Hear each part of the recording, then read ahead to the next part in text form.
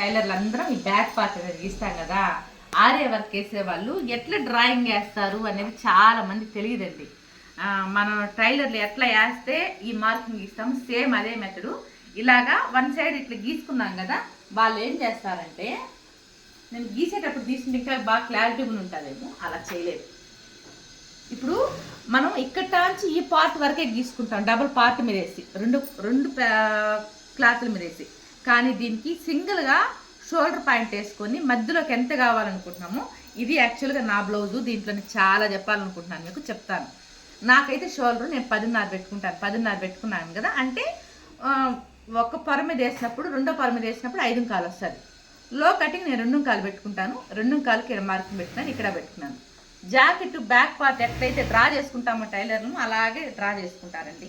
చేసుకొని ఇక్కడ బ్రాడ్ కోసం పెడతాం కదా, ఇక్కడ 2.25 పెట్టారు. అలాగే ఇక్కడ కూడా 2.25 పెట్టారు. పెట్టి ఇలాగా రౌండ్ గీసుకున్నాం. ఈ రౌండ్ గీసుకుంటాం కదా స్కేల్తో, మొత్తం ఈ రౌండ్ సైడ్లోనేనండి మనం వర్క్ వేసే వాళ్ళు వేసేది. ఇది చాలామంది తెలియపోయి ఉండొచ్చు, అందువల్ల చిన్న షార్ట్ చేస్తాను.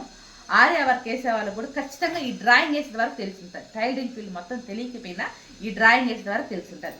దీన్ని బ్యాక్ సైడు, మళ్ళీ ఇలాగే ఫ్రంట్ సైడు ఈ షోల్డర్ పాయింట్, అంటే మనకు బ్యాక్ సైడ్ అయితే రౌండ్ కంప్లీట్ కావాలా, ఫ్రంట్ సైడ్ రౌండ్ కంప్లీట్ మనకు అవసరం లేదు. అంటే ఒక్క సైడ్ మాత్రం వర్క్ కావాల్సి వస్తుంది. కాబట్టి మనం ఇక్కడ కూడా 5.25 పెట్టుకున్నాం. చూడండి చూపిస్తాను, ఇదిగోండి 5.25 వచ్చిందా, 5.25 ఎగ్జాక్ట్గా 5.25 పెట్టినాను.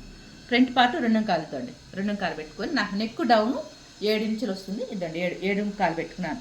పెట్టుకొని నెక్ డౌన్ ఆటోమేటిక్ తీసుకు, అంటే నాకు కావాల్సిన వర్క్కి సేమ్ యాస్టీజ్గా ఈ రౌండ్ పార్ట్ మాత్రమే, కాబట్టి ఇలా తీసుకున్నాను.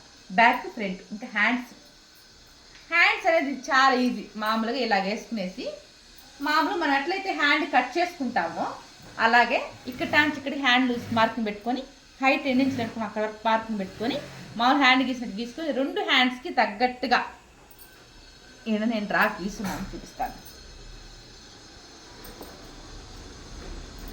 ఈ పక్క ఇది బట్టి దీనికి వేరే వర్క్ ప్లాన్ చేస్తున్నాను, అది కూడా ఒక చిన్న షార్ట్లో చెప్తాను. ఇలాగా మార్కింగ్ పెట్టినాను చూడండి, ఇక్కడికి రెడ్ మార్కింగ్ ఇక్కడ రావాలనే దానికోసం పెట్టారు. ఇలాగా సింపుల్గా టైలరింగ్ తెలిసిన వాళ్ళకి ఇట్లాగా మార్కింగ్ పెట్టుకున్నారంటే దీంట్లో ఎట్లా చేయాలని కూడా ఇంకో షార్ట్లో చెప్తారు.